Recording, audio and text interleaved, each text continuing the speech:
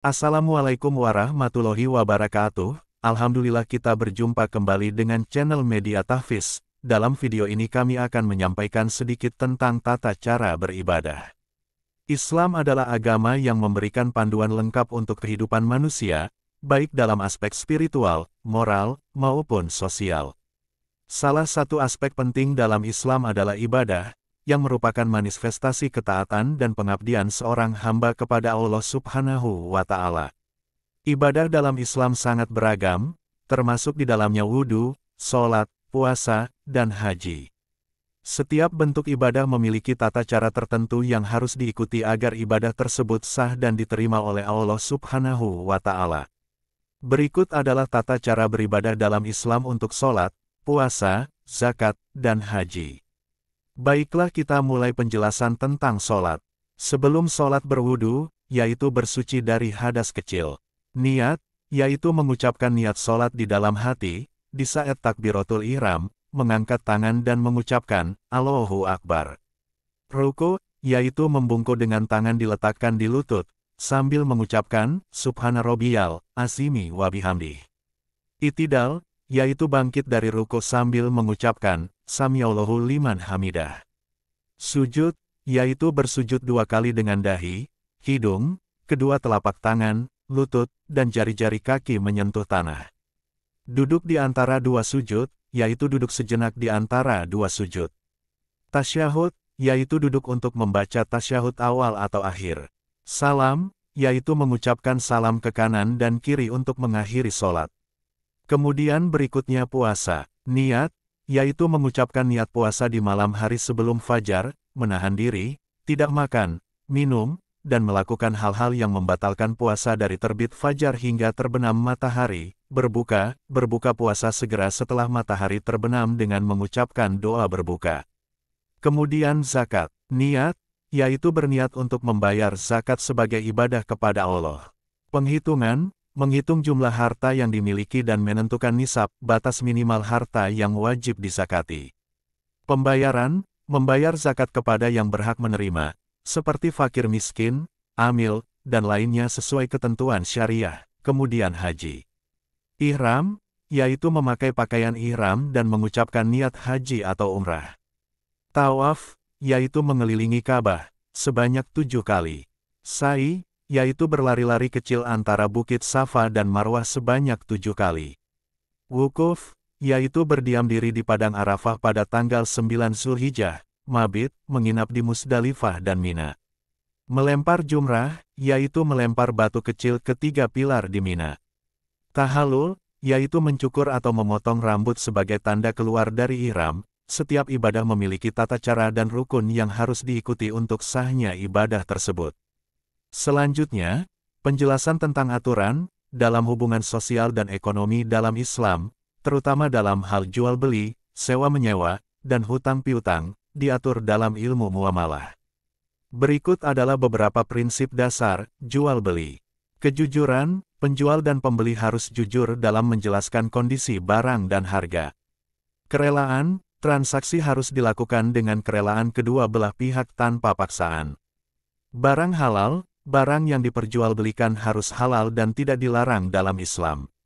Barang milik sendiri, barang yang dijual harus milik penjual dan bisa diserahkan kepada pembeli. Tidak ada garar, menghindari ketidakpastian yang berlebihan, garar, dalam transaksi. Tidak riba, transaksi tidak boleh mengandung riba, bunga atau keuntungan yang tidak adil. Sewa menyewa, ijarah, objek jelas, barang atau jasa yang disewakan harus jelas spesifikasinya. Harga jelas, biaya sewa harus disepakati dan diketahui oleh kedua belah pihak. Waktu sewa jelas, durasi sewa harus ditentukan dengan jelas. Kelayakan barang atau jasa yang disewakan harus dalam kondisi layak dan dapat digunakan sesuai kesepakatan. Tidak ada riba, sama seperti jual beli, sewa menyewa, tidak boleh mengandung riba. Hutang piutang, qardh, kejujuran, pihak yang berhutang harus jujur tentang kemampuannya membayar. Kesepakatan jelas, jumlah hutang, waktu pengembalian, dan cara pengembalian harus disepakati dengan jelas. Tidak ada riba, hutang tidak boleh mengandung bunga atau keuntungan tambahan bagi pemberi hutang. Catatan tertulis, disarankan untuk mencatat transaksi hutang piutang secara tertulis dan disaksikan oleh saksi untuk menghindari perselisihan.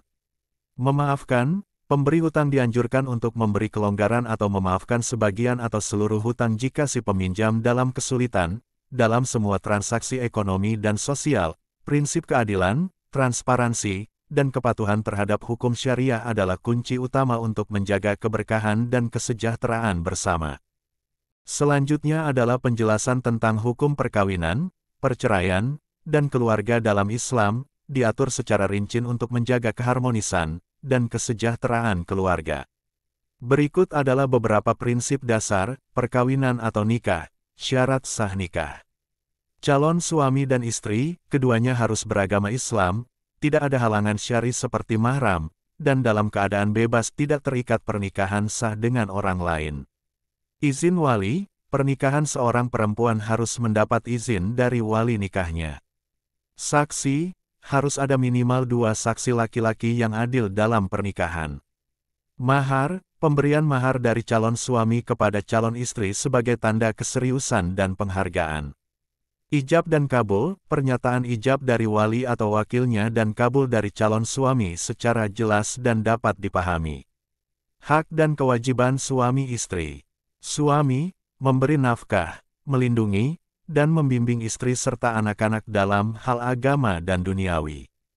Istri, mentaati suami dalam hal kebaikan, mengurus rumah tangga, dan menjaga kehormatan suami. Perceraian atau talak, proses perceraian yang dilakukan oleh suami. Talak harus diucapkan dengan kesadaran penuh dan tidak dalam keadaan marah yang berlebihan. Talak raj'i, talak yang masih memungkinkan rujuk selama masa idah, masa tunggu. Talak bain, talak yang tidak bisa dirujuk kembali kecuali dengan pernikahan baru.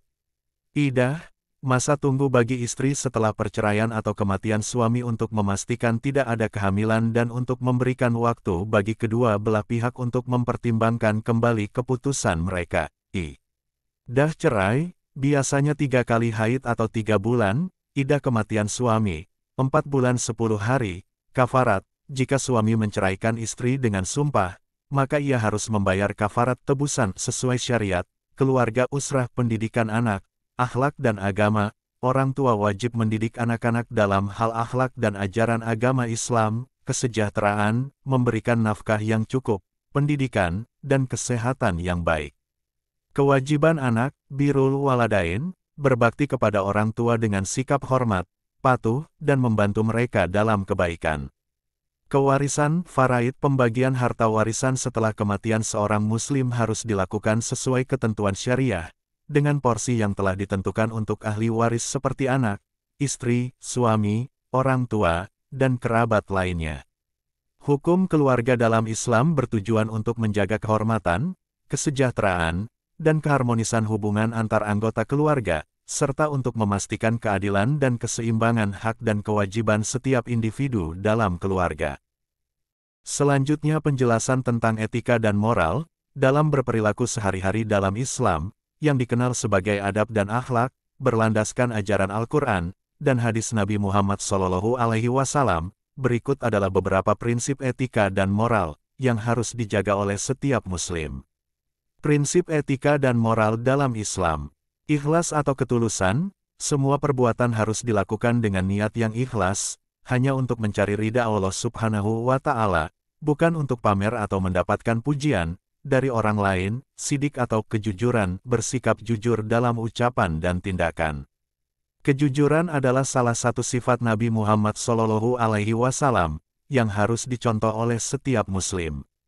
Amanah atau kepercayaan, menjaga kepercayaan yang diberikan orang lain, baik dalam bentuk tanggung jawab, harta, atau rahasia. Amanah adalah bentuk integritas dan tanggung jawab moral. Adil atau keadilan, berlaku adil dalam segala aspek kehidupan, baik dalam urusan pribadi maupun dalam hubungan sosial. Keadilan adalah dasar dari hukum dan tatanan masyarakat Islam. Sabar atau kesabaran, bersabar dalam menghadapi ujian, kesulitan, dan cobaan. Sabar juga termasuk dalam menahan diri dari melakukan perbuatan dosa.